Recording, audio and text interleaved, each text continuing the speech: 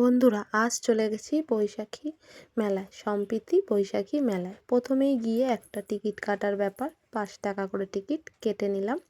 তারপরে মেলার ভিতরে প্রবেশ করলাম। মেলাটা ভীষণই ফাঁকা ছিল, অনেক দোকানপাট বসেছে বাচ্চাদের, বিশেষ করে বাচ্চাদের মন ভোলানো দোকানপাট, খেলনা, তারপরে দোলনা টোলনা এই সমস্ত বসেছে।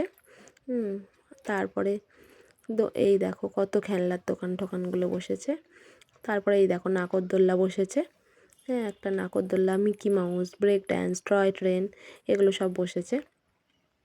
তারপরে হচ্ছে একটা মকটেল কাউন্টারও বসেছে। প্রথমেই তো এই যে সাজা জিনিসের দোকানটা গেলাম, গিয়ে সাজা জিনিস কিনলাম। মেয়েদের তো জানোই বন্ধুরা, সাজা জিনিসের দোকানে গেলে একটা নেশা, কিনতেই লাগে। বাচ্চার খেলনাও কিনলাম, মেয়ের অনেক খেলনা কিনেছি। একটা মকটেল কাউন্টারও বসেছে, এটা খুব ভালো আর কি। এই যে বাসনের দোকানটা, ভিডিওটা কেমন হয়েছে জানাবে বন্ধুরা।